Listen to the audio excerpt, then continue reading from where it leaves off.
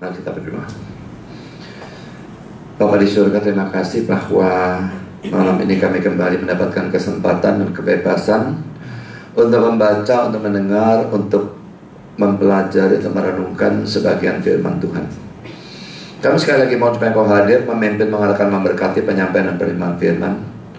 Tolong Engkau dalam menyampaikan, berikan kekuatan, jasmani, pikiran, suara, berikan pengurapan, berikan kata-kata, supaya firman disampaikan dengan baik, dengan benar, dan dengan sejelas-jelasnya. Lengkapi bungkus dengan kuasa dan pekerjaan Roh-Mu, karena kami sadar tanpa itu semua akan sia-sia. Dan Tuhan, tolong kami semua dalam mendengar, berikan kami hati yang terbuka, berikan konsentrasi yang baik dari awal sampai akhir, berikan terang supaya kami bisa mengerti. Dan Tuhan, telah kami mengerti, berikan ketundukan. Yang belum percaya untuk bisa lebih percaya, yang sudah percaya untuk bisa ditumbuhkan, didewasakan, dan menjadi pelaku dan penanggap firman. Kami sadar setan pasti bekerja. Kuatkan, tolong menghadapi godaan dan terangannya dalam bentuk apapun. Juga untuk peralatan yang kami pakai, Tuhan jaga kiranya sehingga semuanya berjalan baik di dalam sepanjang acara firman, bahkan dalam sepanjang kebaktian. Terima kasih Bapa, dalam nama Yesus kami berdoa. Amin. Saya kembali kepada Injil Lukas. Kita melanjutkan pembahasannya dalam Lukas pasal yang ke-8 ayat 22 sampai dengan ayat 25. Teksnya panjang, teksnya pendek, tapi khotbahnya panjang. Pada suatu hari Yesus naik ke dalam perahu bersama-sama dengan murid-muridnya, dan ia berkata kepada mereka, "Marilah kita bertolak ke seberang danau." Lalu bertolaklah mereka, dan ketika mereka sedang berlayar, Yesus tertidur. Sekonyong-konyong turunlah taufan ke danau sehingga perahu itu kemasukan air dan mereka berada dalam bahaya. Maka datanglah murid-muridnya membangunkan dia, katanya, "Guru, kita binasa." Ia pun bangun lalu menghardik air dan angin dan air yang mengamuk itu. Dan angin dan air itu pun reda dan danau itu menjadi teduh. Lalu katanya pada mereka, "Di manakah kepercayaanmu?" Maka takutlah mereka dan heran. Lalu berkata seorang kepada yang lain, "Siapa gerangan orang ini sehingga ia memberi perintah kepada angin dan air dan mereka taat kepadanya?" Saudara, cerita yang sudah sangat-sangat populer ya, Yesus menghentikan badai. Hal yang pertama yang ingin saya bahas adalah Yesus dan murid-muridnya terkena badai. Jelas orang Kristen bisa sekali terkena badai. Kalau malah tidak pernah terkena badai sama sekali, saya justru curiga dengan orang Kristen yang seperti itu, saudara ya. Yang pertama, saudara, Yesus mengajak para murid untuk menyeberangi danau. Kita lihat di dalam ayat 22b. Pada suatu hari Yesus naik ke dalam perahu bersama-sama dengan murid-muridnya, dan ia berkata kepada mereka, "Marilah kita bertolak ke seberang danau." Yesus yang mengajak. Ya, jadi mereka bukan pergi atas inisiatif murid, Yesus yang mengajak. Dan William Hendriksen, saudara, memberikan komentar seperti ini. Kita tidak boleh lupa bahwa pimpinan ilahi sedang bekerja di sini, seperti yang selalu terjadi. Yesus harus berada di danau ini supaya melalui mujizat yang sangat mengherankan bisa menguatkan iman dari murid-muridnya. Ia harus mendarat di pantai sebelah timur karena di sana seorang yang dirasuk setan membutuhkan dia. Lukas 8 ayat 26 dan 39, persis teks setelah ini ya. Sejauh mana Yesus berkenaan dengan hakikat manusianya, menyadari persoalan-persoalan ini tidak dinyatakan. Ya saudara, memang harus. Itu sudah Tuhan rencanakan, Tuhan tentukan, Tuhan atur, harus terjadi. Karena ada orang yang kerasukan harus ditolong, lalu para murid harus mengalami ujian dan sebagainya, lalu melihat mujizat yang luar biasa. So, sebagai suatu keterangan tambahan perlu diketahui ya, Danau Galilea ini saya tidak tahu harus dikatakan besar atau kecil. Kalau menurut saya besar tuh ya. Kalau William Barclay berkata segini ini kecil. Danau ini panjangnya 13 mil atau kira-kira hampir 21 km, dan lebarnya pada bagian yang paling lebar 7,5 mil atau kira-kira 12 km. 21 kilo kali 12 kilo. Menurut saya kalau danau saat itu ya gede, saudara ya. Jadi saudara, ini danau yang dipersoalkan dan memang Tuhan atur harus masuk ke sana harus terkena badai. Saudara, kalau kita terkena badai, ada rencana Tuhan, ada ketetapan Tuhan. Itu bukan terjadi kebetulan atau apapun. Tuhan menetapkan, Tuhan mengatur. Yang kedua, saudara, para murid ini menuruti ajakan Yesus untuk menyeberangi danau. Kita lihat lagi ayat 22 ya.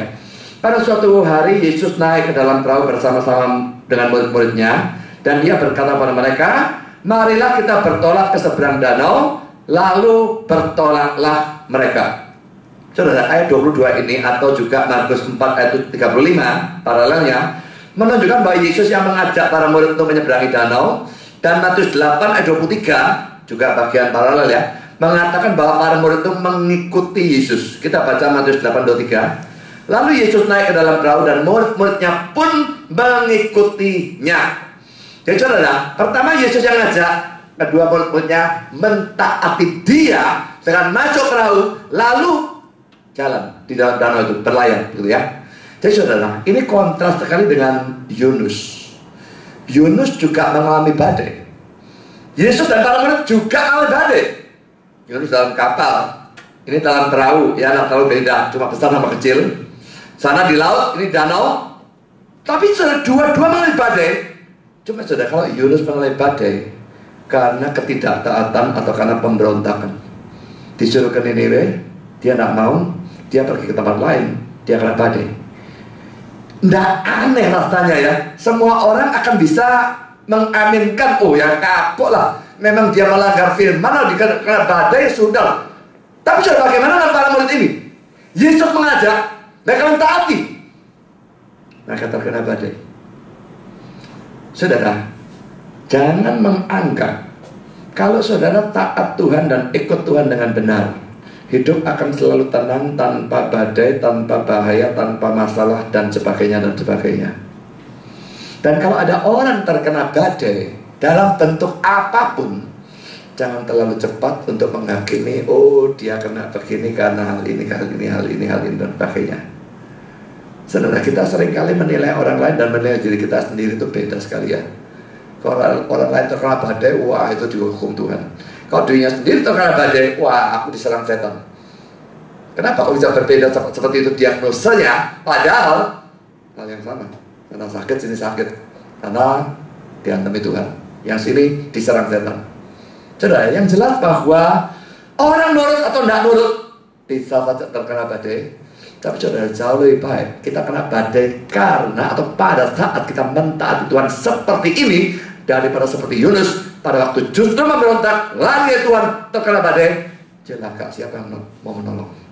Karena yang ketiga, saudara, ketika mereka sedang berlayar, Yesusnya tertidur. Itu terlihat dalam ayat 23a. Saudara, dari Markus 4 ayat 35 terlihat bahwa peristiwa terjadi pada malam hari. Dan karena itu tidak heran kalau Yesus tertidur. Dia lelah setelah melayani sepanjang hari. Saudara, William Hendriksen mengatakan, karena Yesus bukan hanya sepenuhnya ilahi, tetapi juga sepenuhnya manusiawi, ia membutuhkan istirahat. Jadi bukan hal yang aneh, saudara. Dia bukan cuma Allah, dia adalah manusia. Terlalu konyol sekali orang-orang yang menyerang Yesus. Tuhan kok mati, Tuhan kok butuh makan, Tuhan kok butuh tidur, dan sebagainya.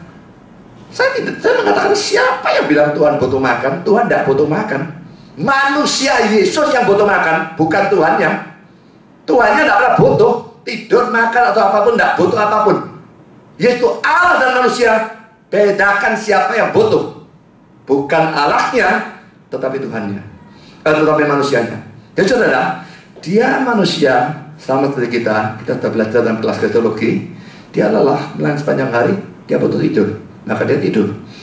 Yang keempat, saudara, sekonyong-konyong turunlah badai. Kita lihat ayat 23 ya. Dan ketika mereka sedang berlayar, Yesus tertidur. Sekonyong-konyong, saya tekankan kata dia, sekonyong-konyong, mereka mendadak turunlah taufan ke danau, sehingga perahu itu kemasukan air dan mereka berada dalam bahaya. Saudara, beberapa poin ini saya bahas di dalam bagian ini ya. Pertama, poin A. Baik dalam Matius 8:24 maupun dalam Lukas 8:23 ada kata sekonyong-konyong yang menunjukkan bahwa badai itu datang secara mendadak. So, letak Danau Galilea secara geografis menyebabkan badai memang bisa datang secara mendadak di sana. Ini ruginya saya tidak pernah ke sana. Kalau pergi ke sana tuh yang perlu diketahui itu bagian-bagian model seperti ini kok, menjadi hidup gitu ya. Tapi saya kira gambaran yang diberikan William Barclay itu cukup untuk membuat kita tuh bisa mengerti mengapa letak geografi yang bagaimana kok badai atau mendadak itu dari mana. So dimanapun badai nggak ada mendadak. Saya di Amerika, saudara, Amerika saya 3 tahun di sana. Amerika tergolong negara yang saya pegang rekor dunia ya, dalam hal banyaknya badai dan tornado. Tapi sudah tidak ada ceritanya terjadi mendadak. Mesti ada cuaca buruk dulu, kadang-kadang berhari-hari, dan bahkan sekarang dengan kecanggihan ilmu pengetahuan bisa diramalkan. Oh ini badainya di sini, berapa hari sampai di sini. Memang dia tahu bisa belok, tapi pokoknya adanya badai itu sudah diketahui. Dan angin enggak, dari angin sepoi-poi, tahu belar itu enggak pernah ada, saudara. Tambah keras, ya kan?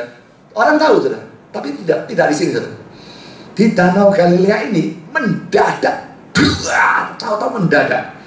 Mari kita lihat kata-katanya William Barclay, saudara. Dalam satu arti, ini adalah suatu adegan atau suasana yang sangat biasa di Danau Galilea. Danau Galilea itu kecil. Itu hanyalah 13 mil dari utara ke selatan dan 8 mil dari timur ke barat pada bagian yang paling lebar. Lembah Yordan membuat suatu celah yang dalam di permukaan bumi. Dan Danau Galilea adalah bagian dari celah itu. Itu, danau itu ya, berada 680 kaki di bawah permukaan laut. 200 meter lebih, saudara, di bawah permukaan laut ya. Itu memberinya suatu iklim yang hangat dan ramah. Tetapi itu juga menciptakan bahaya-bahaya. Di sisi barat ada bukit-bukit dengan lembah-lembah dan selokan-selokan. Dan pada waktu suatu angin dingin datang dari barat, bukit-bukit dan selokan-selokan ini bertindak sebagai corong-corong raksasa. Jadi dari besar menjadi kecil itu ya. Angin itu seakan-akan dipadatkan di dalam mereka dan turun dengan cepat ke danau dengan kekerasan atau kehebatan yang ganas dan dengan ketiba-tibaan yang mengejutkan, sehingga ketenangan di satu saat bisa menjadi badai yang mengamuk di saat berikutnya. Badai-badai di Danau Galilea menggabungkan ketiba-tibaan dan kekerasan atau kehebatan dengan suatu cara yang unik. Saudara, Cilaka juga punya tempat seperti itu ya. Dan orang mancing di sana betul-betul merisikokan nyawa, saudara. Karena wah, cuaca cerah, mancing dalam detik berikutnya tidak karu-karuan. Dalam bukunya William Barclay sebetulnya ada kesaksian dari beberapa orang yang mengalami hal itu. Tapi saya pikir terlalu panjang itu semua diceritakan dan diterjemahkan di sini. Tapi memang orang-orang tertentu mengalami, saudara, betul-betul santai, tahu dua mengamuk badai dan karu-karuan. Betul-betul tiba-tibanya itu luar biasa. Tapi saudara, dalam kehidupan kita, bukankah itu juga terjadi? Memang, saudara ya, dalam kehidupan kita tuh kadang-kadang juga ada badai yang seperti di Amerika. Anginnya tambah keras, akhirnya menjadi badai. Bisa. Kita misalnya terkena penyakit atau perusahaannya bangkrut ya. Kelihatan turun, akhirnya hancur. Ya, atau penyakit kanker stadium 1, naik stadium 2, naik stadium 3, 4 dan terusnya. Bisa. Tapi saudara, kadang-kadang juga ada problem yang model seperti badai di Danau Galilea yang betul-betul mendadak, dan itu yang mengagetkan ya. Misalnya yang contoh yang paling jelas adalah Ayub ya. Semua bagus, saudara. Kesalehannya, keluarganya bagus, semuanya bagus, keuangannya bagus, orang kaya, semua bagus, saudara. Tapi saudara tahu laporan demi laporan beruntun, yang satu belum selesai ngomong laporan lagi, satu belum selesai datang lagi. Saya kira saya tidak usah ceritakan, sudah cukup tahu kitab Ayub. Dan problem dua. Begitu mendadak, berturut-turut, luar biasa hebatnya. Saudara, Spurgeon berkata demikian. Demikianlah ketenangan kita yang paling menyenangkan bisa diganti oleh badai yang sangat hebat. Seorang Kristen Jarang mengalami kesenangan atau ketenteraman untuk waktu yang lama. Janganlah memuji atau membanggakan diri karena atau tentang esok hari. Ini dari Amsal 27 ayat 1. Kata orang yang bijaksana. Dan ia sebetulnya bisa menambahkan, jangan membanggakan diri tentang hari ini, karena engkau tidak tahu bagaimana sore atau malam akan berakhir. Bagaimanapun cerahnya pagi itu dimulai. Jadi saudara, jangan berbangga-bangga ya. Wah, kelihatannya sehat, kelihatannya keluargaku bagus, keuanganku bagus, pekerjaanku bagus, semuanya bagus. Bisa saja terjadi das dalam sekejap mata, belang. Ya, bencana bisa terjadi kapan saja dengan cara mendadak. Kecelakaan misalnya, kecelakaan atau menimpa kita, atau menimpa orang yang kita cintai, keluarga kita. Bencana alam misalnya, atau kejahatan orang, katakanlah perampokan, pembunuhan dan sebagainya, dan macam-macam penyakit tahu-tahu diketahui. Dari dulu tidak pernah tahu periksa kanker stadium 4, bisa sekali saudara. Jadi saudara, hal seperti itu banyak. Jadi apa sebetulnya yang seharusnya kita lakukan? Kalau semua baik-baik saudara, tetap bersandar kepada Tuhan. Tetap ya bersyukur kalau semua baik, tapi tetap waspada juga, karena yang baik bisa menjadi yang sangat buruk dalam waktu yang sangat singkat. Tentu kita nggak mengharapkan itu, tapi tentu itu bisa terjadi seperti kasusnya Ayub. Ya, kan sudah kita masuk dalam poin B. Banyak penafsir yang menganggap badai ini sebagai pekerjaan atau serangan setan. Tetapi ada yang tidak setuju dengan pandangan itu. Nah, bagi saya saudara, apakah itu pekerjaan setan atau bukan? Soal. Karena kalaupun itu pekerjaan setan, pasti harus ada izin dari Tuhan bagi setan untuk memberikan badai. Kalau tidak ada izin, angin sekecil apapun dan tidak bisa lakukan saudara. Harus ada izin Tuhan. Dan kalau Tuhan mengizinkan, dalam arti tentu dia menghendaki. Tidak bisa tidak ya. Saudara, Calvin berkata demikian, adalah pasti bahwa badai yang menggoncangkan danau bukanlah kebetulan. Calvinis tidak percaya kebetulan. Calvin lebih-lebih lagi, karena bagaimana Allah bisa mengizinkan anaknya didorong ke sana kemari dengan sembarangan oleh kehebatan gelombang-gelombang. Tetapi pada peristiwa ini ia bermaksud untuk menyatakan kepada rasul-rasul betapa lemah dan tidak berartinya iman mereka. Sekalipun tidurnya Kristus merupakan sesuatu yang alamiah, tetapi itu mempunyai tujuan tambahan untuk membuat murid-murid mengetahui kelemahan mereka dengan lebih baik. Saya tidak akan mengatakan seperti yang dikatakan oleh banyak orang, bahwa Kristus berpura-pura untuk tidur untuk menguji mereka.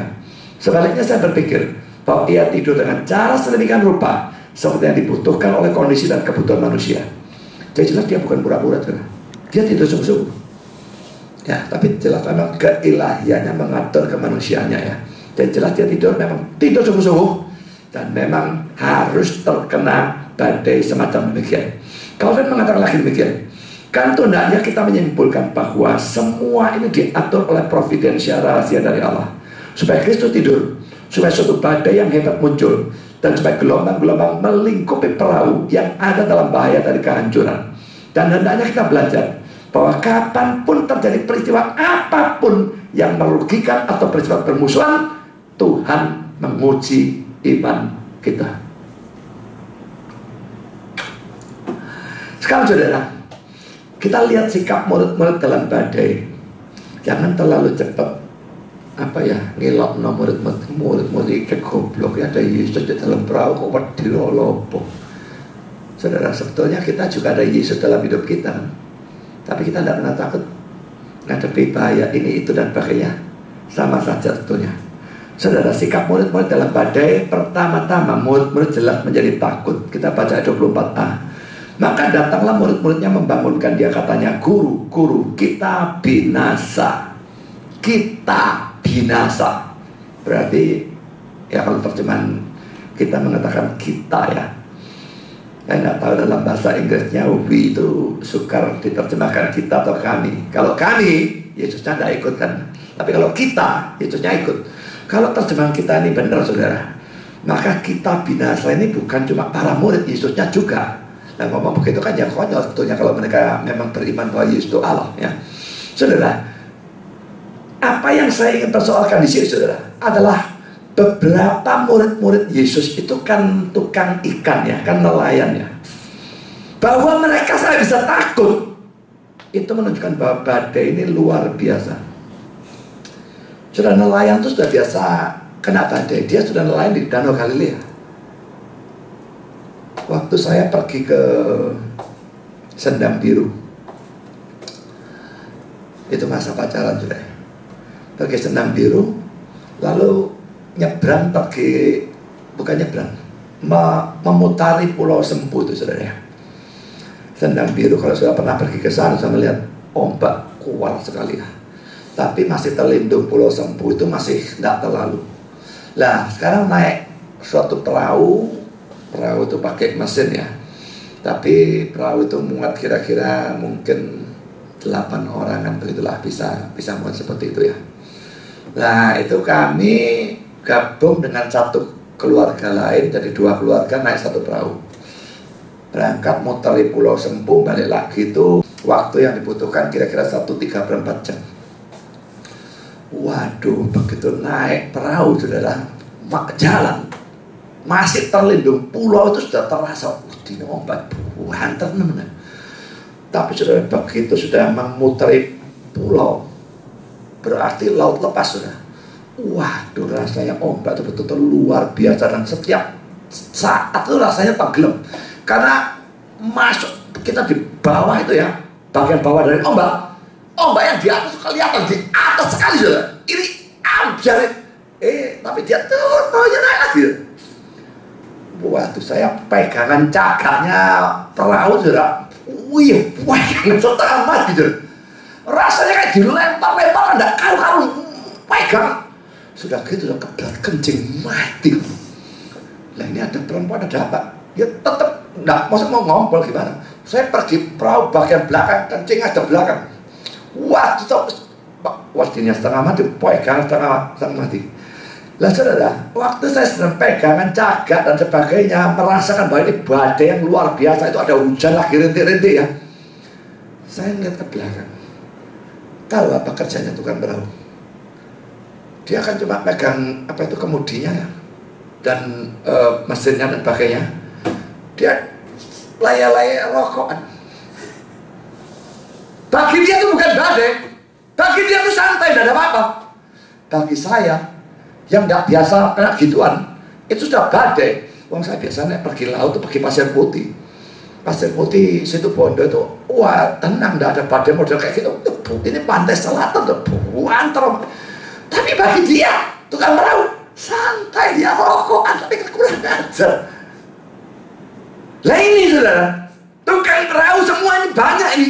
Petrus, Andreas, Yakobus, Yohanes, tukang perahu. Semua bisa takut. Menunjukkan badai ini bukan badai biasa, ini badai yang luar biasa.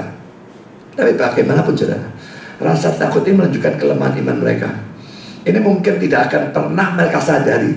Mereka tidak akan pernah menyadari imannya lemah, imannya kurang, seandainya mereka tidak mengalami badai itu. Sudah, kalau semua baik-baik terus, saudara, kita tidak akan pernah merasa kita itu imannya buruk, kayak lemah, kayak atau bagaimana. Kita mungkin merasa sutera.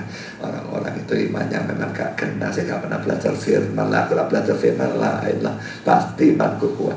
Karena apa? Tidak pernah mengalami badai. Dan pada saat sudah mengalami badai, baru di situ testingnya menunjukkan, membuktikan kepada saudara sekuat apa iman saudara sebenarnya. Saudara, Adam Clarke berkata, satu keuntungan dari ujian-ujian adalah membuat kita mengetahui kelemahan kita. Saya sendiri terus terang tidak pernah merasa iman saya itu hebat.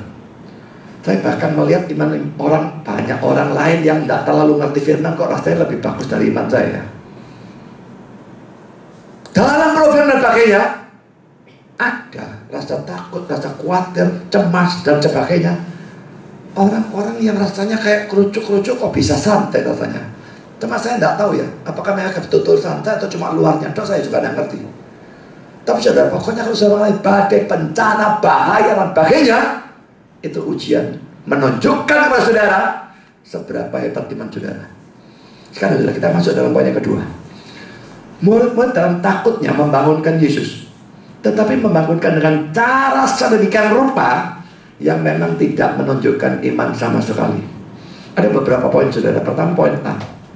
Cerita dalam Lukas ini kok kelihatannya ya kayaknya bertentangan dengan Matius dan Markus. Mari kita akan coba untuk harmoniskannya. Ayat 24a ini versi Lukas ya. Maka datanglah murid-muridnya membangunkan dia, katanya, "Guru, guru, kita binasa." Markus 4 ayat 38b, maka murid-muridnya membangunkan dia dan berkata kepadanya, "Guru, engkau tidak peduli kalau kita binasa." Loh, yang tadi kok tidak ada kata-kata tidak peduli. Lalu yang dalam Matius 8 ayat 25, maka datanglah murid-muridnya membangunkan dia, katanya, "Tuhan, tolonglah, kita binasa." Yang dua tadi nyebut guru, yang di sini nyebut Tuhan. Yang tadi dua tidak ada kata tolong, ini ada kata tolong. Tiga-tiga ada kata binasa, tapi yang kedua ada kata engkau tidak peduli. Yang mana benar? Saya pikir saudara, kata-kata yang berbeda-beda ini bukan kontradiksi ya. Kita bisa membayangkan suasana itu panik. Kira-kira yang ngomong satu persatu giliran? Enggak. Sudah pasti enggak. Semua pada ngomong.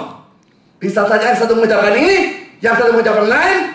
Dan Matius, Markus, dan Lukas enggak punya kewajiban mencatat semua kata-kata itu secara lengkap. Satu ngambil omongannya si A, satu ngambil omongannya si B, dan sebagainya. Bisa saja. Atau mungkin kalimatnya panjang, dipotong-potong. Bisa sekali. Jadi di sini saya kira tidak ada kontradiksi apapun dalam hal ini. Sekarang poin B. Bahwa kata-kata atau tindakan mereka mereka ucapkan atau lakukan tanpa iman terlihat jelas dari reaksi Yesus terhadap kata-kata atau sikap mereka dalam ayat 25. Yesus lalu katanya kepada mereka, "Di manakah kepercayaanmu?" Jelas pada waktu dia mempertanyakan seperti itu, jelas mereka kelihatan sekali memang tidak beriman. Bukan tidak beriman kepada Kristus sebagai juru selamat atau sebagai Tuhan dan sebagainya ya, tapi tidak beriman kepada Tuhan di dalam bahaya. Itu yang dipersoalkan ya. Jadi ini bukan iman dalam urusan keselamatan, tapi iman dalam persoalan Tuhan menyertai di dalam bahaya. Itu imannya mereka amblas habis total. Sekarang kita lihat poin C. Saya ingin menyoroti bagian paralel dari cerita ini dalam Injil Markus, yaitu Markus 4 ayat 38. Pada waktu itu Yesus sedang tidur di buritan di sebuah tilam. Maka murid-muridnya membangunkan dia dan berkata padanya, "Guru, engkau tidak peduli kalau kita binasa." Saudara, contoh lain di mana Yesus itu kelihatannya tidak peduli pada badai yang dialami oleh orang-orang percaya. Itu adalah misalnya di dalam Yohanes pasal 11.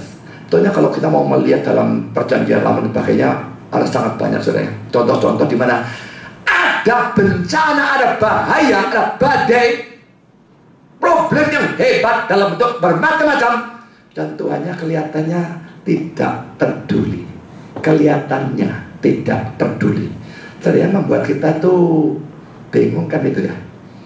Ada badai, naik Tuhannya tuh bangun, gak masalah saudara.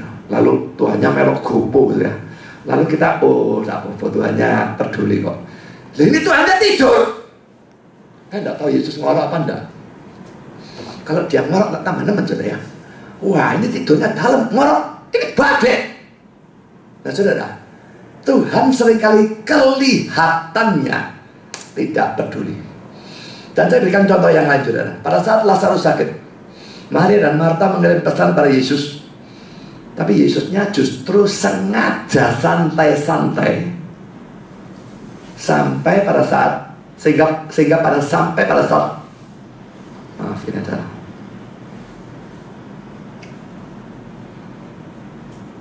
Sehingga pada saat sampai di tempat sana, Lazarusnya sudah mati selama 4 hari. Saya kira saya nggak usah bacakan cerita ini ya, Yohanes 11 ayat 1-7, atau saya baca ayat 6 saja ya.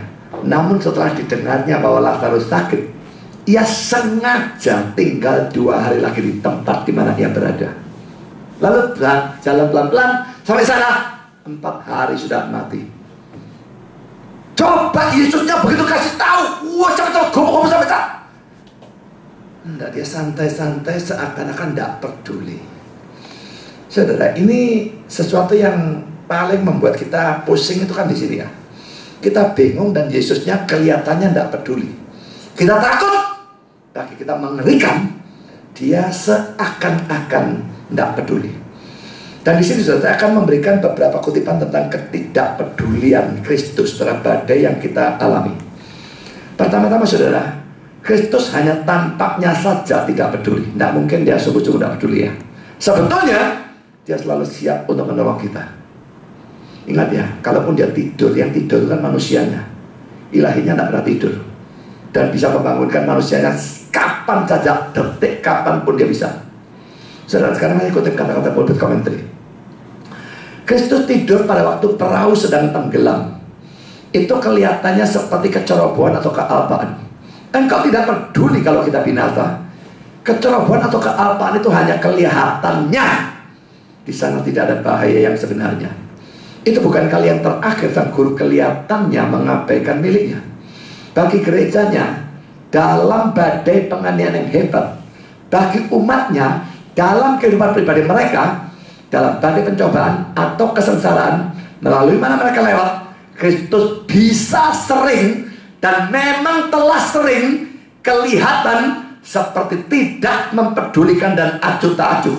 Tetapi ia selalu tersedia di dekat kita, selalu siap untuk bertindak pada saat yang tepat. Yesus pernah terlambat? Tidak mungkin saudara, dia tidak pernah terlambat. Kelihatan terlambat bisa, seperti dalam kasus Lazarus. Sudah sampai sana telat mati 4 hari. Mereka pikir andai kata cuma sakit berat Yesus bisa sembuhkan. Sudah mati 4 hari lagi ya, sudah membusuk, sudah tidak mungkin dianggap telat. So, kelihatan telat bisa, kelihatan tidak peduli bisa, sungguh-sungguh telat dan sungguh-sungguh tidak peduli tidak memungkinkan. Yang kedua, segala sesuatu ditetapkan dan diatur oleh Allah untuk kebaikan kita. Dan kan itu semua badai yang kita alami pasti berguna untuk kita. Sudah, memang saya sudah pernah katakan ya, Roma 8 ayat 28 itu lebih gampang saya percaya pada waktu saya pertama jadi Kristen daripada sekarang. Mengapa saudara? Makin bertumbuh dalam iman, makin hebat juga pencobaannya dan ujiannya. Dan karena itu, kalau kita jatuh dalam problem atau masalah dan sebagainya, merasa depresi, hancur dan sebagainya, belum tentu kita mundur dalam iman. Sekarang saya berikan contoh ya. Ada orang yang kurus latihan angkat besi. Dia angkat besi 20 kilo ke atas. Tidak kuat sudah, dia ambruk. Oh, dia latihan. Sudah bisa angkat 20 kilo.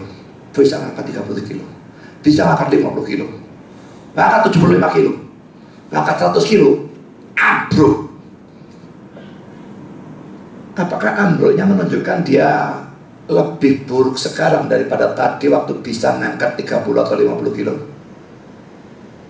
Tadi 30-50 tidak ambruk, sekarang ambruk. Sekarang lebih buruk? Tidak, bebannya yang lebih besar. Jadi saudara, kalau kita ambruk di dalam masalah, kita menjadi takut, menjadi tidak beriman, menjadi gelisah dan sebagainya, belum tentu kita mundur. Dan sebetulnya saudara, Calvinis tidak percaya ada apa yang disebut dengan istilah backsliding. Backsliding itu mundur ke belakang, merosot ya. Dalam istilah-istilah teologi banyak digunakan ya. Orang backsliding, merosot dalam iman. Merosot dari sudut pandang Allah. Kalau memang bisa merosot dari sudut pandang Allah, Roma 8 ayat 28 itu pasti salah. Allah bekerja untuk kebaikan kita. Kita bisa mundur, sungguh-sungguh mundur di hadapan Tuhan? Nah mungkin. Seolah-olah mundur bisa, tapi betul-betul mundur, menurut saya itu tidak memungkinkan. Saudara, saya berikan kutipan kata-kata Spurgeon. Tidak ada kuasa yang merupakan hukum alam yang bertindak sendiri. Semua kuasa ada pada Allah. Hukum-hukum alam hanyalah merupakan huruf yang tidak mempunyai kuasa.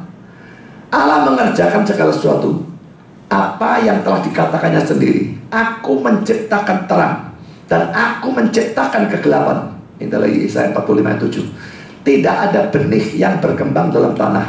Tidak ada kuncup yang berkembang menjadi suatu keindahan. Tidak ada bulan jagung yang matang untuk panen tanpa Allah.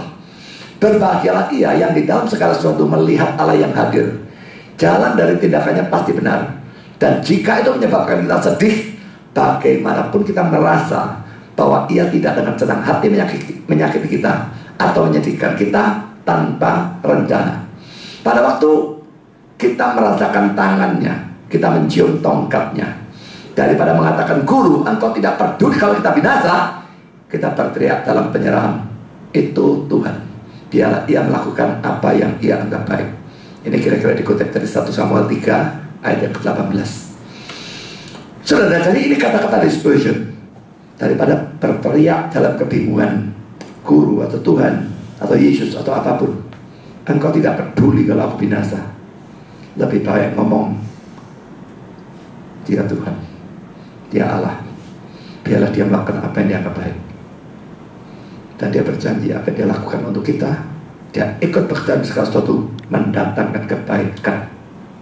Kita mungkin tidak bisa lihat, kita melihat cuma gelap gulita, tetapi janji itu tidak mungkin dusta.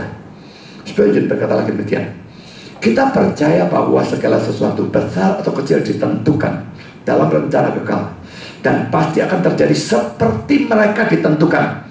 Doktrin ini menjadi tempat bersembunyi dari suatu pencobaan. Kita memandang pada roda-roda yang berat atau membosankan dari predestinasi dalam perputaran mereka yang tidak menyenangkan, dan takut bahwa mereka akan menghancurkan kita menjadi bubuk.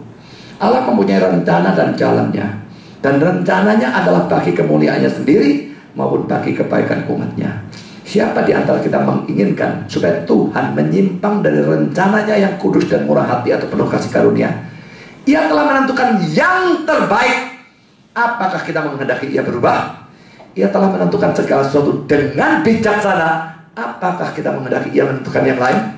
Jangan berkata, "Engkau tidak peduli kalau kita binasa," tapi percayalah bahwa sebaliknya dari binasa, keselamatanmu yang lengkap atau sempurna akan dimajukan oleh semua peristiwa-peristiwa dari providensia. Saudara, kalau kita memang anak Tuhan, kalau bukan anak Tuhan lain, saudara, kalau bukan anak Tuhan, bisa terjadi bencana yang betul-betul merugikan dan betul-betul menghancurkan. Dan kalau saudara anak Tuhan yang sungguh-sungguh, bencana hanya bisa kelihatannya merugikan. Dugaan kita merugikan, pemikiran kita merugikan atau menghancurkan. Tapi sesungguhnya dari sudut pandang Tuhan, dan itu yang betul-betul paling benar, tidak ada kemungkinan itu akan memajukan kita. Kalau tidak, janji Tuhan dalam Roma 8 ayat 28 salah, dan itu mustahil. Yang ketiga, mungkin kita menganggap bahwa kalau orang-orang brengsek terkena badai, dan bahkan mereka binasa dalam badai, ya itu memang sudah pada tempatnya. Tapi sudah, kita seringkali tidak bisa menerima bahwa kita yang betul-betul beriman, betul-betul mengasihi Tuhan, betul-betul mentaati Tuhan, terkena badai. Tapi saudara, orang yang dididik atau diajar oleh Tuhan justru adalah orang yang dikasihinya, bukan anak tonggo yang bukan anaknya dia, saudara. Dia ngurus apa, ngajar mereka buat apa? Kalau saya jadi orang tua, belani ngajar anak tonggo. Kalau anak saudara, saudara ajar untuk kebaikan dia. Anak tonggo, karep-karep mulai gak ngurus loh. Kalau kita dihajar atau dididik dengan badai-badai itu, justru kita itu dikasih. So, lagi-lagi kata-kata dari Spurgeon yang berkata demikian, "Kami adalah rasul-rasulmu, kami mengasihimu, kami menghabiskan hidup kami untukmu. Apakah engkau tidak peduli bahwa kami atau kita binasa? Kami bisa mengerti bahwa perahu yang mengangkut pemungut-pemungut cukai dan orang-orang berdosa tenggelam. Tetapi apakah engkau tidak peduli kalau kami atau kita binasa?" Kadang-kadang di bawah kesukaran kita bertanya-tanya, mengapa kita ditimpa penderitaan seperti itu? Karena kita merasa bahwa Tuhan telah menjaga kita dari dosa-dosa yang kita ketahui dan memimpin kita di jalan kekudusan. Dan karena itu kita tidak melihat penyebab khusus untuk ajaran ini. Tidak dituliskan, "Sebanyak yang aku benci aku hajar." Jauh dari itu. Tetapi tertulis, Sebanyak yang aku kasih, ku tegur dan ku ajar. Orang-orang kesukaan surga adalah pewaris-pewaris dari tongkat. Tongkat maksudnya tongkat untuk mengajar. Tidak dikatakan ranting-rantingnya tidak berbuah dibersihkannya. Tidak. Mereka akan dipotong sama sekali pada saatnya dan dibuang ke dalam api. Tetapi dituliskan, setiap ranting yang berbuah dibersihkannya supaya lebih banyak berbuah. Emas dimasukkan ke dapur api karena ia adalah emas. Tidak ada gunanya memasukkan batu dan sampah ke sana. Jadi kata-katanya indah, luar biasa ya. Ranting tidak berbuah, tidak dibersihkan, tidak terasa sakit ya saudara. Tapi ranting berbuah, dibersih, dipotong, terasa sakit, tapi membuat lebih banyak berbuah. Dimasukkan dapur api, sampah dan nganggur apa? Batu, kerikil, emas. Justru kita mengalami penderitaan. Maka itu Tuhan mengajar, mendidik sehingga kita bisa berbuah lebih banyak, kita emasnya lebih murni dan sebagainya dan sebagainya. Yang keempat, saudara, juga ada orang percaya yang dalam badai mengharapkan terjadi yang mujizat. Tetapi karena Tuhan tidak memberikan mujizat yang dia inginkan, dia menganggap Tuhan tidak peduli kepadanya. Padahal saudara, sebetulnya merupakan sesuatu yang lebih hebat kalau Tuhan menopang kita di dalam badai daripada kalau dia mengeluarkan kita dari badai atau menghentikan badai. Memang kalau dia mengeluarkan kita dari badai itu menyenangkan juga ya. Harus diakui menyenangkan juga. Dia menghentikan badai itu menyenangkan juga. Tapi saudara, seringkali Tuhan lebih memilih sesuatu yang lebih unik. Dia membiarkan kita kena badai, dia menopang kita di dalam badai. Apakah kebetulan kalau Roy ini buta? Saya tidak percaya kebetulan.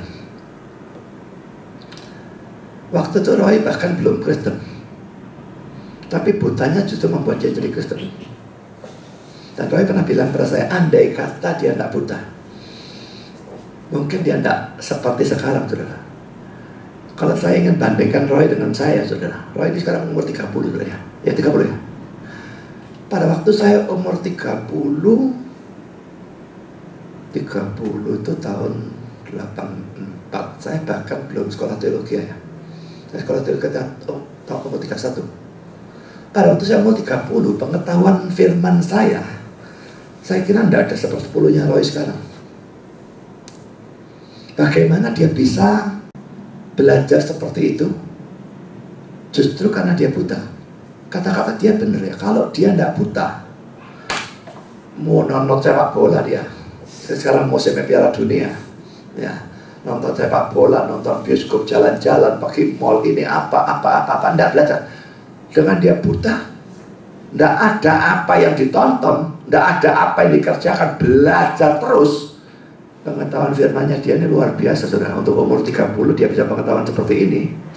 Saya kepingin tahu dicari duanya ada di mana. Tidak gampang, saudara, mendapatkan yang seperti begini. Jadi saudara, kebutaan Roy pada waktu menimpa, saya yakin dia merasakan sebagai badai. Dan saya yakin dia tidak akan senang dengan hal itu. Juga seluruh keluarganya tidak senang. Tapi dari sudut pandang Tuhan, itu memberikan keuntungan kepada dia. Karena itu adalah dari Tuhan. Dan memang dimaksudkan mendidik, mengarahkan dan sebagainya. Dan Roy memang adalah orang pilihan. Itu bahkan mempertobatkan, mengarahkan dia untuk belajar dan sebagainya. Dan sebagainya. Jadi saudara, dalam kasus Roy bukannya Tuhan mencabut penyakitnya, menyembuhkan, padahal dia bisa. Jelas bisa kalau dia mau. Nah, Tuhan tidak mau. Tuhan mau menopang Roy di dalam badai. Menjadi sesuatu yang lebih luar biasanya. Memang mungkin jujur saja bagi Roy-nya tidak enak ya. Dan kalau saya ditanya mau suruh kayak Roy, gak. Ngomong terus terang saja saudara. Ya tidak usah tertinggal-tinggal. Siapa yang kepingin buta? Tidak peduli mau jadi apa, tidak kepingin saya. Tapi tetap melihat Roy, Tuhan bekerja, badainya dibiarkan menimpa, Tuhan menopang dia, memberikan dia kekuatan, memberikan dia semangat seperti baja gitu ya. Belajar hanya dengan mendengar. Betul-betul sampai detik ini saya tidak habis pikir bagaimana Roy belajar. Saya tidak habis pikir bagaimana dia menyiapkan khotbah. Saya sampai detik ini tidak ngerti. Sebetulnya saya kepingin buang beberapa hari gitu bareng gitu ya. Kalau saya lihat gimana sih dia tuh nyiap khotbah dari awal sampai selesai, kepingin. Cuma saya tidak bisa ada di rumahnya dia. Saya nggak betah panasnya juga. Ya, dan waktu juga tidak memungkinkan. Roy juga mungkin diawasi begitu, tambah tidak bisa persiapan barangkali. Tapi saya kepingin tahu gimana sih nyiap khotbah untuk bisa lihat. Ini dia belum mendengar program Alkitab, program komputer mau mengubah dari suara. Saya suruh dengar, tapi terus ya terus nulisnya saya nggak ngerti ya. Justru khotbahnya pakai gimana ngaturnya? Belas nggak ngerti ya. Jadi saudara, bagi saya dia ini kayak suatu keajaiban ya. Andai kata dia disembuhkan Tuhan, itu mujizat, itu keajaiban juga. Tapi Tuhan menopang dia di dalam badai. Rasanya suatu keajaiban lebih hebat, luar biasa. Nah, saudara Spurgeon mengatakan lagi demikian. Mungkin saudara-saudara yang kekasih, kita berpikir bahwa Yesus tidak peduli kepada kita karena dia tidak melakukan suatu mujizat untuk pembebasan kita, dan tidak melakukan intervensi dengan cara yang luar biasa untuk menolong kita. Pada saat engkau ada dalam keadaan yang sangat sukar atau berbahaya, sehingga engkau berteriak dengan sungguh-sungguh, oh, supaya ia membuka langit surga dan turun untuk pembebasanku. Maaf,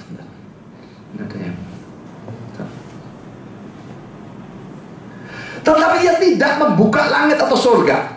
Engkau telah membaca dalam biografi dari orang-orang kudus detail-detail dari providensia yang luar biasa, tetapi tidak ada providensia yang luar biasa yang datang untuk menolongmu. Engkau menjadi makin lama makin miskin, atau engkau menjadi makin menderita sakit dalam tubuhmu, dan engkau berharap bahwa Allah mengambil metode yang luar biasa dengan kamu, tetapi ia tidak melakukan hal seperti itu. Saudara yang kekasih, tahukah kamu bahwa Allah kadang-kadang mengerjakan mujizat yang lebih besar pada waktu ia menopang umatnya dalam kesukaran daripada jika ia membawa mereka keluar darinya. Bagi dia untuk membiarkan semak menyala tetapi tidak terbakar merupakan sesuatu yang lebih agung atau hebat daripada memadamkan nyala itu dan dengan demikian menyelamatkan semak itu. Saya pikir kata-katanya Spurgeon itu luar biasa ya. Bagaimana dia ngomong demikian bisa dihubungkan sama semak duri yang menyala tapi tidak terbakar, itu utaknya dari mana? Saya heran, saudara. Makanya kalau belajar buku tafsiran ya, kita bisa mendapatkan hal yang indah aja ya. Kita sampai mati gak akan mikirkan saudara hal seperti ini. Kata-kata sebelumnya bisa terpikirnya bagian akhir loh. Kok bisa dihubungkan dengan semak duri yang menyala tidak terbakar, itu dari mana saya ngerti. Ini hebatnya dia ya. Keindahan kalimatnya itu luar biasa. Bagi dia untuk membiarkan semak menyala tapi tidak terbakar merupakan sesuatu yang lebih agung atau lebih hebat daripada memadamkan nyala itu dan dengan demikian menyelamatkan semak itu. Ya, jadi kalau ada api menyala, kita kepinginnya apinya mati. Tuhan lakukan mujizat, bukan cuma hujan es buah atau api yang mau mati. Tuhan biarkan apinya, tapi orangnya nggak mati. Sadrah, Mesach, Abednego masuk ke dapur api, apakah apinya mati? Enggak, tapi orangnya dijaga untuk tetap hidup di sana. Dan yang masukkan lubang singa, Tuhan bisa kirimkan gajah di sana, singanya dibelit atau dibunuh atau gimana. Tapi dibiarkan, singanya tidak bisa makan. Saudara, Tuhan punya hikmat yang sangat beda dengan kita. Pikiran dia dengan pikiran kita seperti langit di atas bumi. Itu menurut saya yang membuat hidup Kristen itu sukar. Seandainya pikiran dia dan pikiran kita tuh mirip, dekat gitu ya, lah kita bisa ngerti dia, maka tidak terlalu jadi masalah saudara. Justru kita ngerti kok bisa digini tapi ya apa dong. Itu yang membuat hidup itu sukar ya. Karena pikiran kita dengan dia begitu jauh bedanya. Karena kita sudah masuk dalam poin yang kelima. Ada juga orang yang bukannya menginginkan mujizat, tapi hanya menginginkan supaya di tengah-tengah badai dia merasakan kehadiran Tuhan sedemikian rupa sehingga ada sukacita dan damai yang begitu hebat yang seakan-akan menguburkan semua penderitaan yang sedang dia alami. Dan terus terang kadang-kadang itu bisa terjadi. Tapi saudara, itu tidak selalu terjadi, saudara. Kadang-kadang hal itu tidak terjadi. Ada penderitaan, dia justru tidak merasakan kehadiran Tuhan, dia tidak merasakan damai atau sukacita, dia menganggap Tuhan tidak peduli kepadanya. Ini tetap merupakan sikap yang salah, karena kita tetap harus percaya pada Tuhan sekalipun dia dalam tanda petik menyembunyikan diri. Fakta tentang penderitaan dan kematian Kristus di atas kayu salib harusnya membuat kita tetap percayakan kasih dan kepeduliannya terhadap kita, sekalipun kita tidak bisa melihat dia. Saudara, seringkali orang pikir begitu ya. Ada penderitaan, ada problem, ada bencana, tapi kita merasakan kehadiran Tuhan dan kita damai, sukacita, bisa santai dan sebagainya. Bisa terjadi begitu. Tapi saudara coba lihat Ayub pada waktu dia kena bencana. Mula-mula masih bagus sekali. Tuhan yang memberi, Tuhan yang mengambil. Malah istrinya dimaki gila atau tolol gitu ya. Kamu bicara kayak perempuan tolol, kita mau menerima yang baik, Tuhan mau menerima yang buruk. Tuhan yang memberi, Tuhan yang mengambil. Terpuji, masih bagus, saudara. Tapi setelah bencana-bencana selanjutnya, apakah Ayub tetap begitu? Baca sendiri kitab Ayub, dia tidak merasakan kehadiran Tuhan. Dia gelisah, tidak ada damai, tidak ada sukacita. Apa dosa? Tidak. Dia justru beriman. Maksudnya penyebabnya bukan dosa. Bukan dosa menyebabkan dia mengalami itu. Waktu mengalami itu tetap dosa, salah. Tidak beriman dan sebagainya tetap salah. Tetapi bukan dia berdosa membuat hal seperti itu. Dia beriman, dia saleh, dan dia mengalami hal yang semacam demikian. Laki-laki saya kutip kata-kata dari Spurgeon. Mungkin kecurigaan keras bahwa Yesus tidak peduli kepadamu mengambil bentuk yang lain. Aku tidak meminta Tuhan untuk mengerjakan mujizat, tetapi aku meminta dia untuk menggembirakan hatiku. Aku ingin ia menerapkan janji-janjinya kepada jiwaku. Aku ingin rohnya mengunjungi aku seperti yang aku tahu ia lakukan kepada beberapa orang saleh, supaya rasa sakitku bisa terlupakan dalam kesenangan karena kehadiran Tuhan. Aku ingin merasakan keyakinan yang begitu penuh tentang kehadiran Sang Juru Selamat, supaya ujian saat ini akan ditelan dalam suatu sukacita yang jauh melebihinya. Tetapi ternyata Tuhan menyembunyikan wajahnya dari aku, dan ini membuat ujianku semakin berat. Kekasih, tidak bisakah engkau percaya kepada Allah yang diam? Apakah kamu selalu menginginkan tanda-tanda atau bukti-bukti dari Allah? Haruskah kamu dielus-elus seperti anak yang manja? Apakah Allahmu mempunyai karakter seperti itu sehingga engkau harus tidak percaya kepadanya jika wajahnya ditutupi? Tidak bisakah engkau mempercayai dia sekalipun engkau tidak bisa melihat dia? Tanda-tanda atau bukti-bukti lebih besar apa yang engkau butuhkan atau kehendaki daripada yang sudah ia berikan kepadamu dalam pengalamanmu yang lalu, atau daripada yang ia sudah berikan kepadamu dalam luka-luka yang mengalir dari Juru Selamat yang sekarat? Sebetulnya memang pada waktu penderitaan melihat pada salib, kalau Kristus mau mati seperti itu untuk kita, dia tidak mungkin tidak peduli kepada kita. Itu sesuatu yang jelas harus kita percaya. Jadi kita ya.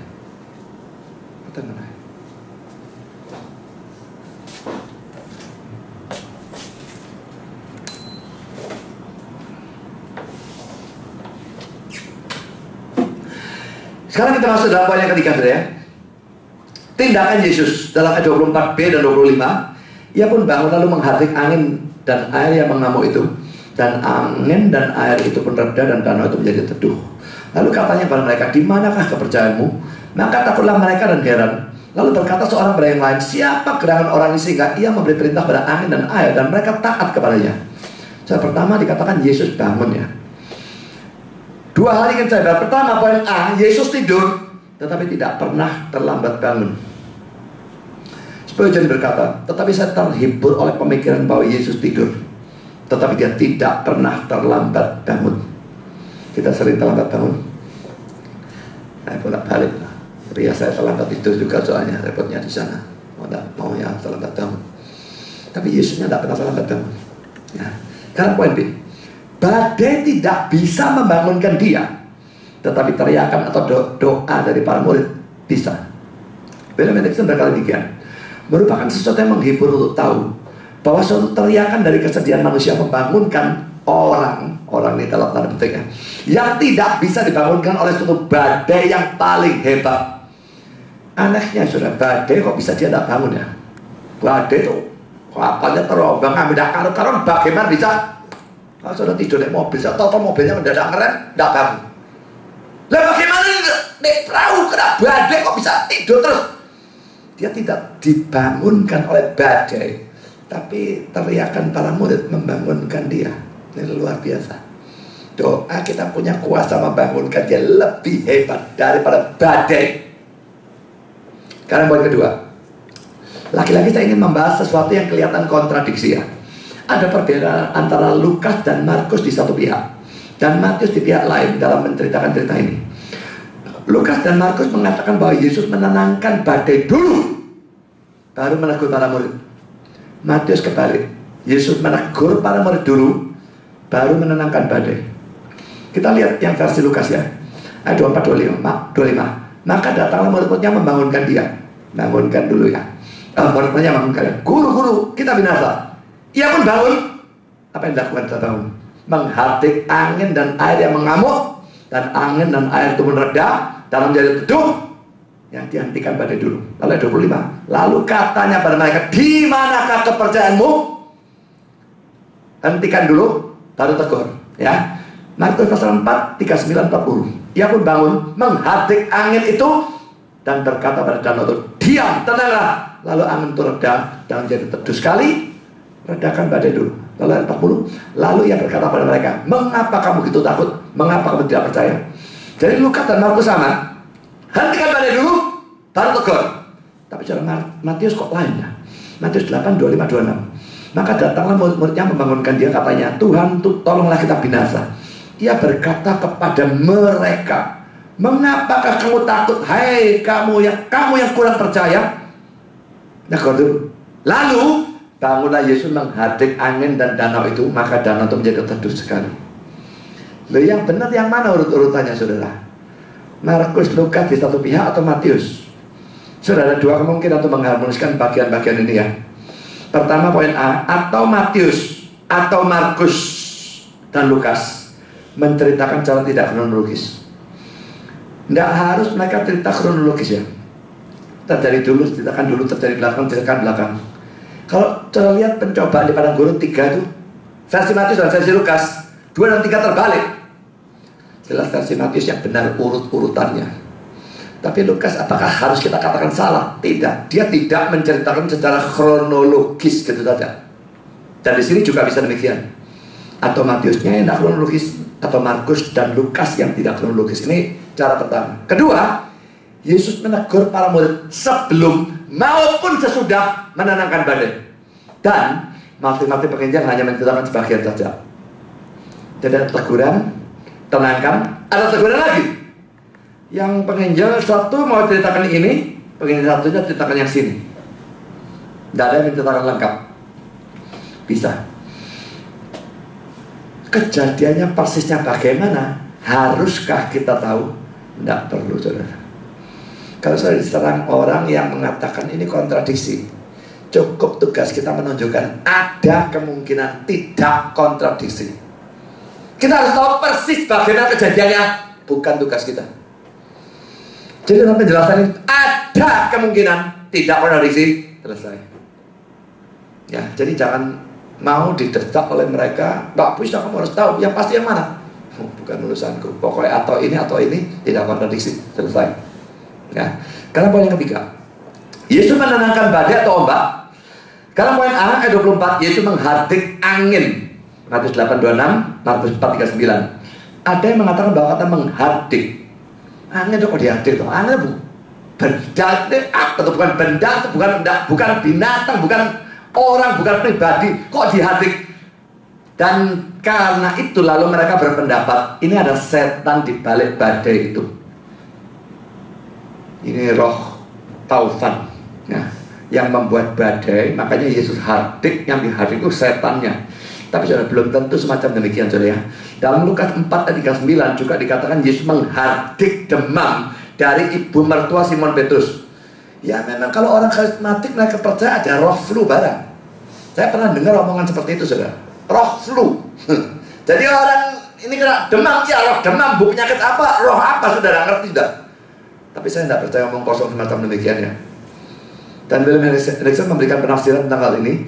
Ini hanya merupakan cara bicara yang bersifat simbolis atau puisi. Ya, jadi Bang Hardik, tak usah kita tafsirkan ada roh jahat yang menimbulkan angin dan sebagainya.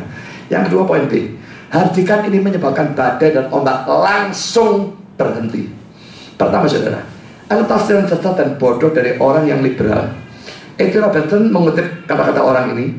Dia berkata demikian, J. Wise menjelaskan bahwa oleh suatu kebetulan yang sangat mengherankan, badai itu kebetulan reda pada saat Yesus berbicara. Dalam kurung McNeil, ada pikiran-pikiran yang dipuaskan dengan mudah oleh ketololan-ketololan mereka sendiri. Saya tidak habis pikir ya, kok bisa ada orang gobloknya kayak begini ya. Kebetulan pas Yesus ngomong, diam, tenanglah, kebetulan badainya mandek. Daripada mempercayai kebetulannya seperti itu, kalau saya lebih gampang mempercayai itu mujizat. Konyol banget ya. Kebetulan dia berkata diam, lalu badainya diam. Menurut saya kok itu lebih sukar terjadi rasanya. Ya. Dan kata-kata ini memang cocok untuk orang-orang liberal yang tidak percaya mujizat, sehingga selalu mencari penjelasan dalam tanda petik yang masuk akal. Padahal penjelasan itu seringkali lebih tidak masuk akal daripada kalau hal itu diterima sekedar sebagai suatu mujizat. Yang kedua, ini jelas merupakan suatu mujizat dan ini membuktikan bahwa Yesus adalah Allah.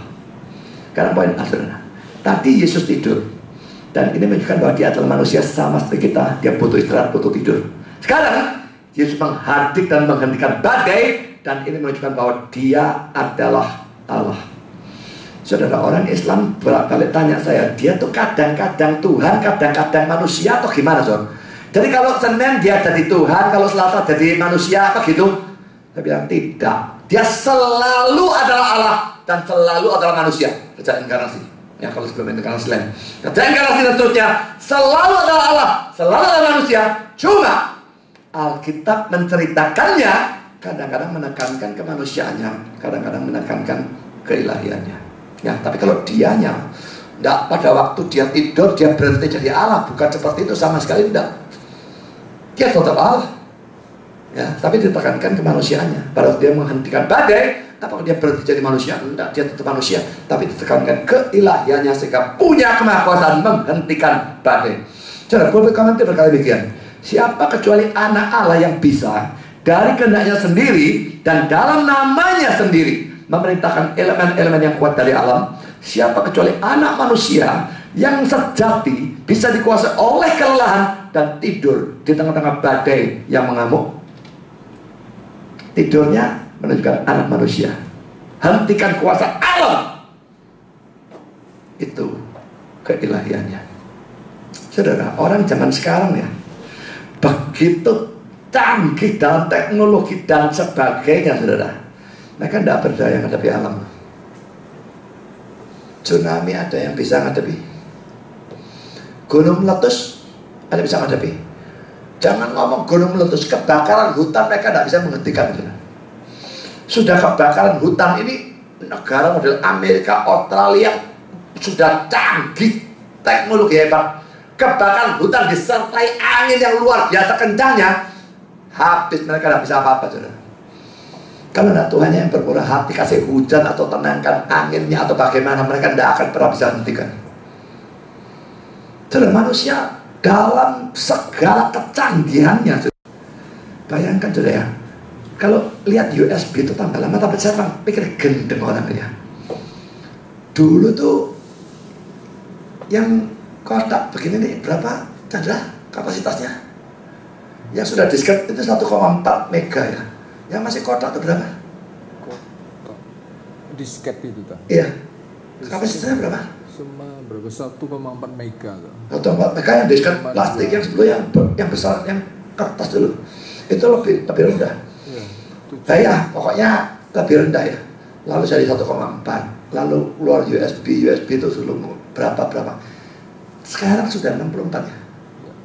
64 giga. Saya nulis berapa puluh tahun ya, 30 tahun lebih, tidak ada 1 giga. Itu disket ya, USB 64 giga. Saya punya DVD-nya, VCD-nya, buku-bukunya Calvin dan Agustinus, semua jadi satu. Dalam satu CD cuma kapasitas 700 mega, berarti 0,7 giga. Dan sekarang USB-nya 64 giga, berarti kira-kira 100 kali lipatnya Calvin dan Agustinus digabungkan. 100 kali lipat bisa nampung. Teknologinya luar biasa. Tapi saudara, mereka bisa menghadapi alam. Ada gempa bumi, ada gunung meletus, ada badai, ada tornado, ada tsunami. Mereka tidak bisa berbuat apa-apa, saudara. Tapi Yesus, saudara, dia tenang, mandek. Kalau telan-telan setelah 1 hari 24 jam baru mandek, itu lain ceritanya. Tapi ini langsung berhenti. Wah, itu betul-betul sesuatu yang luar biasa. Ya. Jadi saudara, kemanusiaan dan keilahian dua-dua kelihatan di dalam cerita ini. Karena kita melihat poin B. Ada dukungan lain terhadap keilahian Kristus, yaitu dalam ayat 25 yang menunjukkan bahwa setelah angin menjadi reda, murid-murid tetap takut. Tapi kalau tadi takutnya karena badai dan tenggelam dan sebagainya, tapi sekarang ketakutan mereka terjadi karena mereka sadar saat itu mereka berhadapan dengan seseorang yang bisa menenangkan badai, dan itu pasti adalah Allah sendiri. Ya udah, takut saudara.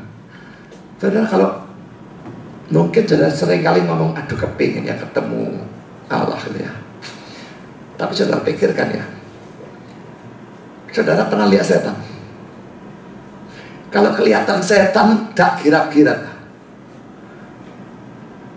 Orang banyak yang pingsan lihat setan. Malaikat dan setan kira-kira setingkat, tapi Tuhan jauh lebih dahsyat. Kalau kita lihat ketemu Tuhan muka dengan muka, harus menjadi takut, saudara. Gila kalau tidak takut, sinting, tidak ada kemungkinan, saudara. Mereka menjadi takut luar biasa. Badainya sudah ada, apa yang takuti? Orang ini, orang ternyata adalah Allah, dan itu membuat mereka luar biasa takut. Kita terlalu berdosa dan terlalu hina untuk bisa berhadapan dengan Allah muka dengan muka. Tidak bisa, tidak. Takutnya bukan main. Karena saudara, orang yang dapat penglihatan Tuhan dan sebagainya ambruk. Itu lain dengan tumbang dalam roh, geblak. Dalam gereja-gereja karismatik sekarang tidak melihat apa-apa, geblak. Yang dalam Alkitab, Yesus, Daniel, Rasul Yohanes, semua mendapatkan penglihatan yang luar biasa, dan mereka ambruk. Tapi yang sekarang tidak lihat apa-apa, geblak kabeh sak gereja, gendam memangnya. Ini sama sekali tidak ada mirip-miripnya belas, saudara.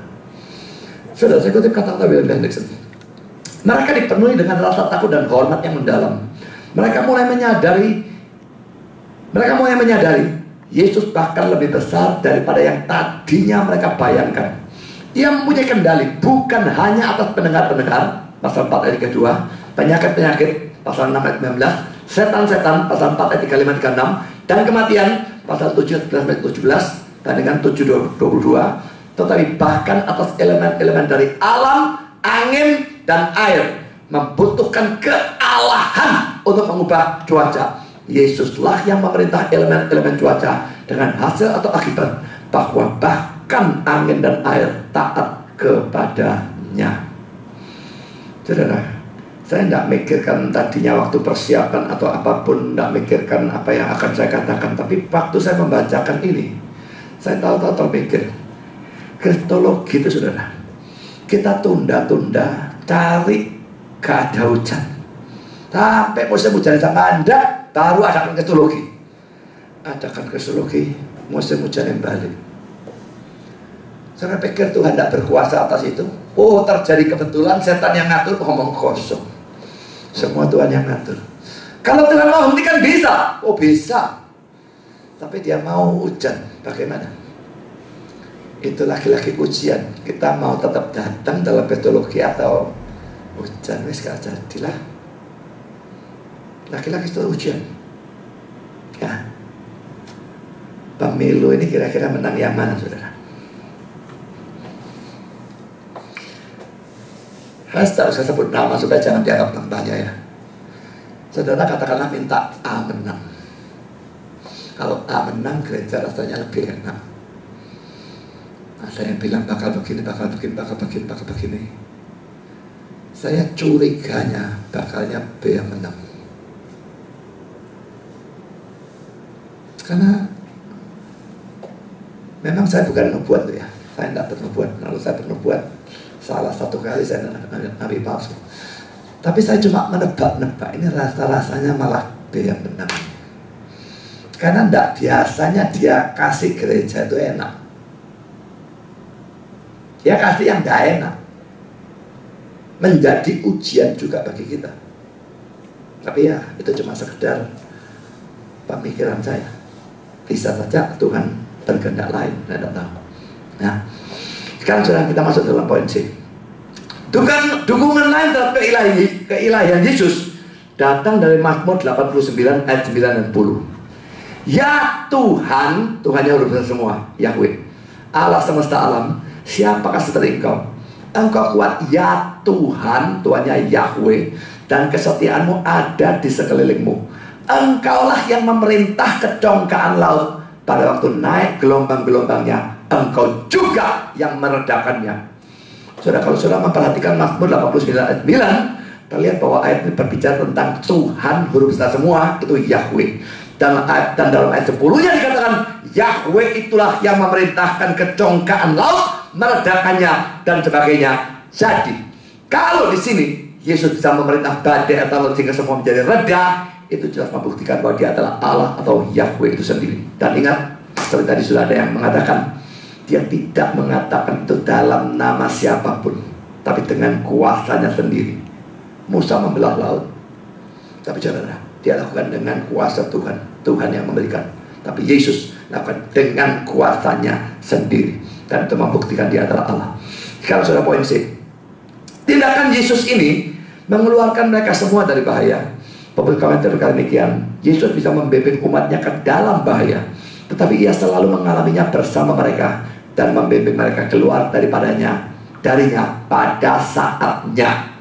Memang saudara, kadang-kadang dia masukkan bahaya, kadang-kadang dikeluarkan, tapi keluar itu tidak terlalu tahan lama, saudara. Coba kalau saudara memang anak Tuhan, apalagi kalau saudara aktif dalam pelayanan, dalam penginjilan dan sebagainya ya. Berapa sering ya saudara itu hidupnya ayam-ayam itu? Berapa sering? Berapa lama? Kadang-kadang ada sebentar, wah bahaya muncul lagi, problem muncul lagi, hilang tak muncul lagi, tambah gede dan sebagainya. Makin kita aktif, makin yang seperti itulah yang terjadi. Kalau bisa santai, enak terus, curigailah bahwa saudara tidak sedang berjalan di dalam kehendak Tuhan. Karena adalah aneh, setan tidak menyerang saudara. Saudara mungkin bilang, loh Tuhan yang izinkan. Tidak ada kemungkinan dia bilang anaknya tidak boleh diuji. Itu sama seperti kalau saya seorang pelatih tinju, dan petinju saya tidak saya kasih sparring partner. Itu mau kosong saudara. Tidak jadi petinju, tidak bisa. Tidak bisa dalam seperti itu. Tuhan pasti izinkan, biarpun dia membatasi. Tapi tetap itu tetap mesti berat bagi kita.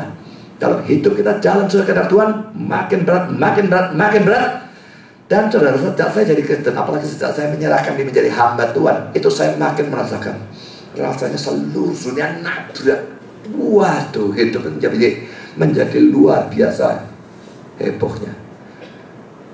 Orang-orang Islam itu kalau saya bilang, saya yakin selamat. Kapan belum mati saya yakin surga. Tuh, kalau itu kan kamu dari rindu kematian. Barusan ada yang ngomong bingung. Saya bilang, jujur saja saya rindu kematian. Hidup ini bagaimana penuh penderitaan, susah. Enak-enaknya hidup orang Kristen, bahkan seadanya orangnya. Hidup tetap penuh penderitaan. Rindu mati, ya. Tapi belum waktunya. Aku tidak boleh bunuh diri. Kamu maunya aku bunuh diri? Tuhan tidak izinkan. Kalau sudah waktunya, dia akan panggil aku. Kalau belum waktunya, aku harus tetap hidup untuk dia. Bukannya lalu bunuh diri atau cari mati, biarpun dia akan selamat. Tidak bisa. Jadi saudara, hidup ini tetap penderitaan pasti. Tidak akan ada berhenti. Berhenti tidak muncul lagi lebih besar. Berhenti tidak muncul lagi lebih besar. Dan sebagainya. Dan sebagainya. Jangan heran kalau itu terjadi. Sekarang sudah kita masuk dalam poin yang keempat. Yesus menegur para murid dalam ayat 25a. Lalu katanya kepada mereka, di manakah kepercayaanmu? Pertama saudara, poin A. Dari teguran terlihat bahwa sekalipun para murid berdoa pada Yesus pada saat mereka ada dalam bahaya, tapi mereka berdoa secara salah. Berdoanya tanpa atau kurang iman. Tapi saudara, sekalipun, perhatikan ini ya, sekalipun doa mereka cacat, dinaikkan tanpa iman, doa itu tetap didengar dan dikabulkan. Banyak orang yang bilang kalau kamu sakit lalu doa, lalu Tuhan tidak sembuhkan, walah kamu tidak beriman lah. Ini beriman. Tidak beriman. Kenapa dikabulkan? Tuhan tidak. Memang dia menginginkan kalau bisa doa kita sempurna. Cara berdoanya, kata-katanya, sikapnya, dan sebagainya, imannya, ketekunannya, dan sebagainya, semuanya sempurna. Dia menginginkan. Tapi saudara, apakah itu berarti kalau doanya cacat sedikit saja sama Tuhan dibuang ke rumah, no? Kalau itu faktanya, matilah kita saudara. Doa dicacat, tak beriman, didengar, dikabulkan. Adam Clarke berkata demikian, ketidaksempurnaan kita tidak boleh menghalangi kita dari berdoa kepada Allah. Bukan jasa kita yang membuat doa-doa kita efektif. Nah berarti lalu, oh doa catat gak apa-apa dikabulkan kok, doa sakar PDW. Tentu tidak ya. Kita doa sebaik mungkin caranya, sikapnya, imannya, kata-katanya sebagus mungkin. Tapi saudara, jangan pernah mikir, aduh aku kok gak beriman, percuma lah doa gak di rumah Tuhan. Lebih baik untuk berdoa daripada tidak berdoa. Doa yang catat lebih baik daripada tidak berdoa. Maka doanya cacat, dikabulkan. Saudara, kata-kata ini ada benarnya ya. Kita tidak harus suci dulu baru boleh berdoa. Karena kalau demikian tidak ada orang bisa berdoa. Tetapi saya juga ingin katakan ya, kata-kata ini juga tidak boleh diekstrimkan. Seakan-akan kita boleh mempertahankan dosa-dosa seadanya dengan sengaja. Tidak apa-apa, dipertahankan doa kita tetap didengar dan dikabulkan oleh Tuhan. Tidak boleh sampai ekstrim seperti itu ya. Jadi kita berusaha sebagus mungkin dalam hidup, dalam doa. Tapi kalau cacat, Tuhan tetap mengabulkan. Kalau cacat tidak dikabulkan, semua kita yang tidak cacat siapa? Hidupnya tidak cacat siapa? Tidak ada. Doanya tidak cacat siapa? Tidak ada. Imannya tidak cacat siapa? Tidak ada juga. Ketekunannya tidak cacat ada? Tidak ada juga dari kita. Semua kita cacat. Tapi saudara tetap ya, biarpun doa yang cacat dikabulkan, kita tetap harus ingat bahwa ada ayat-ayat yang mengatakan kalau kita sengaja hidup dalam dosa, Tuhan tidak mendengarkan doa kita. Mari kita melihat beberapa ayat ini ya. Pertama, Amsal 1 ayat 23 sampai dengan 31. Memang di sini aku di sini adalah hikmat tentunya ya, tapi tidak terlalu beda dengan Tuhan ya. Berpalinglah kamu kepada teguranku. Sesungguhnya aku hendak mencurahkan isi hatiku kepadamu dan memberitahukan perkataanku kepadamu. Oleh karena kamu menolak ketika aku memanggil, dan tidak ada orang yang menghiraukan ketika aku mengulurkan tanganku. Bahkan kamu mengabaikan nasihatku dan tidak mau menerima teguranku, maka aku juga akan mentertawakan celah kamu. Aku akan berolok-olok apabila kedahsyatan datang ke atasmu. Apabila kedahsyatan datang ke atasmu seperti badai, dan celaka melanda kamu seperti angin puyuh. Apabila kesukaran dan kecemasan datang menimpa kamu, pada waktu itu mereka akan berseru padaku, tetapi tidak akan kujawab. Mereka akan bertahu mencari aku, tapi tidak akan menemukan aku. Oleh karena mereka benci kepada pengetahuan dan tidak memiliki takut akan Tuhan, tidak mau menerima nasihatku, tapi menolak segala teguranku, maka mereka akan memakan buah perbuatan mereka dan menjadi kenyang oleh rencana mereka. Ada teguran yang tidak digubris. Suatu kali mereka karena bencana berdoa, Tuhan ganti balas, tidak mau gubris mereka. Ayat yang kedua, Amsal 28 ayat 9. Siapa memalingkan telinganya untuk tidak mendengarkan hukum? Allah firman tidak mau dengar, dak. Maka dikatakan juga doanya adalah kekejian. Doa itu biasanya kesalahannya. Ini doa adalah kekejian. Ayat yang ketiga, Yesaya 1 ayat 15. Apabila kamu menadahkan tanganmu untuk berdoa, aku akan memalingkan mukaku. Bahkan sekalipun kamu berkali-kali berdoa, aku tidak akan mendengarkannya. Sebab tanganmu penuh dengan darah. Ini darah, mereka bunuh orang. Tentu saja bukan darahnya binatang yang disembelih, tapi mereka bunuh orang. Yang keempat, saudara, Yesaya 59 ayat 1 dan 2. Sesungguhnya tangan Tuhan tidak kurang panjang untuk menyelamatkan, dan pendengarannya tidak kurang tajam untuk mendengar. Tapi yang merupakan pemisah antara kamu dan Allahmu ialah segala kejahatanmu, dan yang membuat dia menyembunyikan diri dari kamu sehingga ia tidak mendengar ialah segala dosa. Dosa kita memisahkan kita dengan Tuhan. Ya, kalau kita percaya memisah total, memutus, tidak bisa, tapi merenggangkan. Jadi saudara, di satu saat memang doa itu catat pun bisa Tuhan dengarkan dan kabulkan. Saya kira doa saya yang pertama yang membuat akhirnya saya bertobat. Saya naikkan pada saat saya tidak percaya Yesus dan saya tidak kenal dia. Saya berdoa pada Yesus yang tidak saya kenal. Dan Tuhan kabulkan doa itu, membuat saya pertama-tama merasakan dia cinta saya, dan membuat saya betul-betul akhirnya mencari dia. Dan akhirnya ya saya menemukan dia, lebih tepat dia menemukan saya. Jadi sekalipun doa dari orang kafir pun bisa terjadi dalam kasus-kasus tertentu. Tuhan dengarkan dan kabulkan. Tapi tidak berarti kita boleh kafir, kan? Doa dari orang yang memelihara dosa bisa Tuhan kabulkan. Tidak berarti kita boleh memelihara dosa. Jadi saudara, pengudusan harus diusahakan, iman harus ditingkatkan, ketekunan juga. Tapi tetap doa yang catat, tetap. Daripada tidak berdoa, lebih baik menaikkan doa yang cacat. Sekarang poin B. Dari teguran Yesus terlihat bahwa Yesus menghendaki mereka tetap beriman dan tidak takut. Ayat 25a. Lalu katanya kepada mereka, di manakah kepercayaanmu? Markus 4:40. Lalu ia berkata kepada mereka, mengapa kamu begitu takut? Mengapa kamu tidak percaya? Matius 8:26a. Ia berkata kepada mereka, mengapa kamu takut? Kamu yang kurang percaya. Sudah jelas dia tidak senang dengan ketidakpercayaan. Bukan dia membuang kita, enggak. Tapi dia tidak senang dengan kebimbangan seperti itu. Tidak beriman kepada dia, itu suatu dosa. Ya, takut, khawatir, itu jelas dosa. Albert Barnes berkata demikian, orang-orang Kristen tidak pernah boleh takut pada bahaya, penyakit, atau kematian. Bersama Yesus, mereka aman. So, kata-kata Albert Barnes ada bahayanya, ya. Bandingkan kata-kata Calvin di bawah ini untuk memberikan keseimbangannya. Calvin berkata demikian, bukan setiap jenis rasa takut bertentangan dengan iman. Ini nyata dari pertimbangan bahwa jika kita tidak takut pada apapun, suatu rasa aman yang tidak berperasaan dan bersifat daging mendatangi kita dengan tiba-tiba, dan lalu iman kendor atau layu.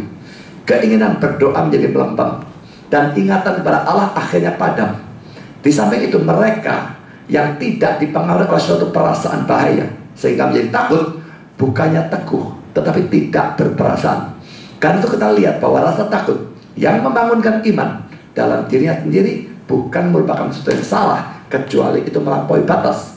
Tetapi karena tidak pernah terjadi bahwa orang-orang percaya mempunyai kekang seperti itu terhadap diri mereka sendiri, sehingga menjaga iman mereka dari luka, rasa takut mereka hampir selalu disertai oleh dosa. Tapi kita harus sadar bahwa bukan setiap jenis rasa takut menunjukkan kurangnya iman, tapi hanya rasa takut yang mengganggu damai dari hati nurani sedemikian rupa sehingga tidak bersandar pada janji Allah. Jadi saudara, saya kira kata-kata Albert Barnes dan Calvin itu digabungkan supaya ada keseimbangan. Sekarang kita masuk pada poin yang terakhir, poin keempat, Romawi. Tidak ada jawaban dari para murid. Ada teguran dari Yesus dan sebagainya, di mana imanmu dan sebagainya. Tidak ada jawaban apapun kecuali sikap mereka menjadi takut tahu menghadapi Allah. Ya, dan saudara, William Hendriksen berkata demikian, jawabannya tidak diberikan. Memang tidak menjawab, atau ada jawaban tapi tidak ditulis dalam Alkitab, saya tidak tahu. Tapi Henderson berkata jawabannya tidak diberikan. Sangat tepat atau cocok bahwa cerita ini berakhir dengan mencamkan perhatian pada pribadi dari Yesus Kristus, sehingga setiap orang yang membacanya bisa memberikan jawabannya sendiri, bisa mengaku imannya sendiri, dan menambahkan sendiri. Jadi saudara, kalau sedang dalam badai dan saudara takut, dan Yesus bertanya, mengapa kamu takut, hai kamu yang kurang percaya? Tidak ada jawaban di sini. Saudara isi jawaban saudara sendiri. Apa jawaban saudara? Apakah saudara sedang dalam penderitaan berbahaya yang hebat? Pertama, pastikan bahwa itu bukan disebabkan oleh dosa, seperti Yunus. Setelah itu yakinlah bahwa Yesus bersama dengan saudara dalam badai kehidupan tersebut. Kalaupun kelihatannya dia tidak peduli, sesungguhnya dia peduli. Tetaplah beriman, tetaplah berharap pada dia. Dia pasti akan menolong saudara pada waktunya. Tuhan memberkati saudara. Amin.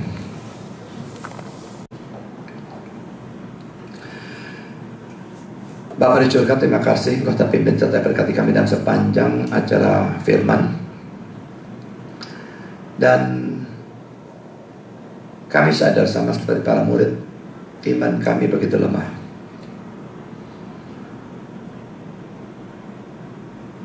Kami tidak tahu apa yang harus dilakukan untuk meningkatkan iman.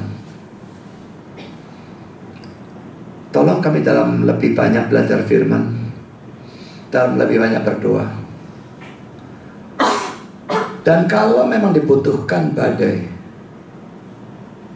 untuk meningkatkan iman kami, biarlah kami mau menghadapinya dan bisa menghadapinya dengan cara yang benar. Tuhan, kami tahu kami penuh dengan cacat celah. Pada waktu kami mengalami badai, tolong kami tetap berdoa, karena kami sadar lebih baik doa yang cacat daripada tidak berdoa sama sekali. Terima kasih Bapa, dalam nama Yesus kami berdoa. Amin.